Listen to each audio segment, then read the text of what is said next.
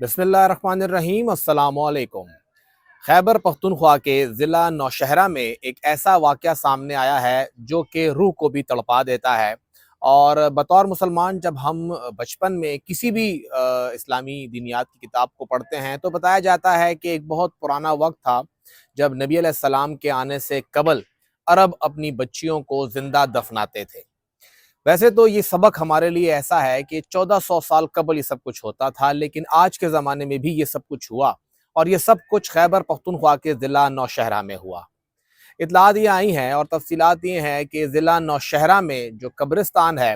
وہاں پر کچھ لوگ فاتحہ خوانی کے لیے گئے تھے، اور انہیں ایسا محسوس ہوا کہ شاید وہاں پر کسی بچی کو یا کسی کو دفنایا گیا ہے، اور اس کے اوپر کپڑا ڈالا گیا تھا۔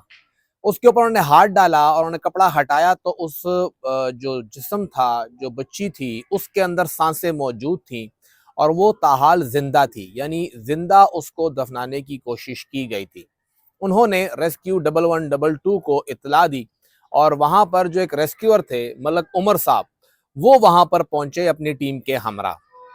نومولود بچی کو اس حالت میں دیکھ کے بہت زیادہ ان کا بھی دل دکھا، بہت ان کو تکلیف بھی ہوئی۔ انہوں نے اس کا CRPC جو کچھ پورا طریقہ کار تھا، جو میڈیکل فرسٹ ایڈ تھی، انہوں نے اس بچی کو وہ دی، اور وہاں سے وہ اس کو لے گئے۔ یہ کوئی 24 یا 25 جنوری کا واقعہ ہے۔ 7-8 دن تک وہ بچی ہسپتال میں زیر علاج رہی۔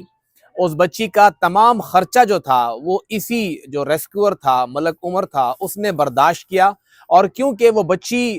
کوئی معلوم تھا نہیں کہ کس کی ہے کس کی نہیں ہے، کیوں یہاں پر ہے، کون چھوڑ کے چلا گیا، کوئی اطلاعات نہیں تھی، تو ملک عمر نے اس خواہش کا اظہار کیا کہ اس بچی کو وہ گود لے گا۔ اس کے اپنے بچے بھی تھے، اس کی اپنی فیملی بھی ہے، سب کچھ برابر ہے، لیکن اس نے کہا کہ یہ بچی بھی اب اسی کے لیے ہے اور اللہ تعالیٰ نے اس کے لیے بھیجا ہے۔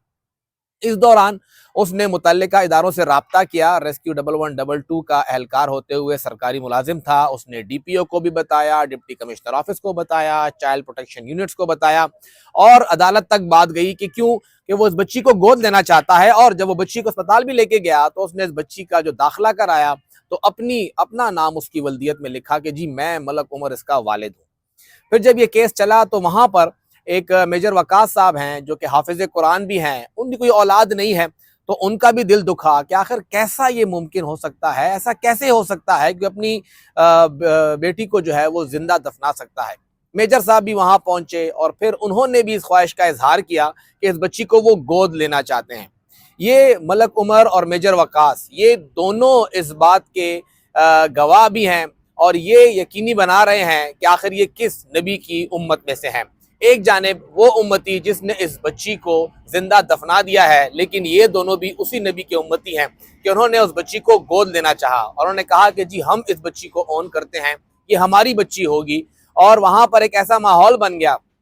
کہ معاملہ عدالت میں چلا گیا، عدالت میں چلتا رہا، اور دونوں چاہتے تھے کہ یہ بچیاں ان کو ملے، یہ بچی ان کو ملے، اور دونوں اللہ تعالیٰ کی اس رحمت کو اپنے گھر لے جانا چاہتے تھے۔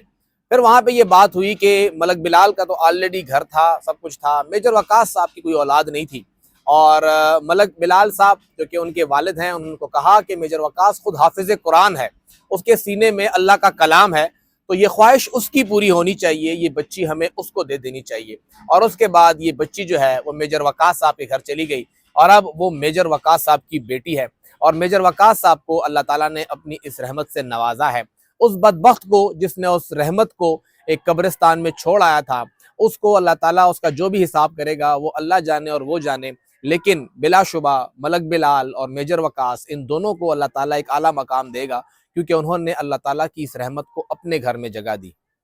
وہ رحمت جو کسی اور گھر کے لیے آئی تھی اس نے اس کو ٹھکرا دیا، لیکن کسی اور نے اس رحمت کو اپنا دیا۔ یہ وہ واضح مثال ہے کہ آج بھی 1400 سال پرانی روایات موجود ہے، آج بھی شیطان اور رحمان کا جھگڑا موجود ہے۔ یہ فیصلہ آپ نے کرنا ہے کہ آپ شیطان کی جانب ہوں گے یا رحمان کی جانب ہوں گے، لیکن یہ بچے خود اس دنیا میں نہیں آتے، آپ انہیں لے کے آتے ہیں۔ تھوڑا اپنا گریبان بھی جھانکیں، خود کو بھی دیکھیں کہ آپ ان بچوں کو لے کے آتے ہیں تو پھر چاہے لڑکا ہو یا لڑکی ہو، وہ دونوں آپ ہی کی اولاد ہیں، دونوں آپ کے لیے برابر ہیں۔ نبی علیہ السلام کی بھی تمام لڑکیاں ہی تھیں، اور اللہ تعالیٰ جب بھی خوش ہوتا ہے تو بیٹی دیتا ہے، اور خوش ہوتا ہے تو اور بھی بیٹیاں دیتا ہے، اور بیٹیاں دیتا ہے۔ تو اللہ تعالیٰ آپ سے خوش تھا، لیکن شاید آپ اللہ سے ناراض تھے، اور آپ کی ناراضگی تو اللہ تعالیٰ برداشت کر لے گا، لیکن جب اللہ آپ سے ناراض ہوگا تو پھر انسان بالکل برداشت نہیں کر سکتا، دنیا کی کوئی بھی قوت اس انسان کے ساتھ کچھ نہیں کر سکتی، اس کا کچھ بہتر نہیں ہوگا اگر اللہ اس سے ناراض ہو جائے۔ تو اللہ کی ناراضگی سے بچیے، اور شکریہ ادا کرنا چاہیے ملک بلال کا، میجر وقاص کا، کہ انہوں نے اس خطے کے اوپر، نوشہرہ کے اوپر، خیبر پختونخوا کے اوپر، پاکستان کے اوپر اللہ تعالیٰ کی ناراضگی جو ہے وہ نازل ہونے سے بچائی اور اس بچی کو اپنایا۔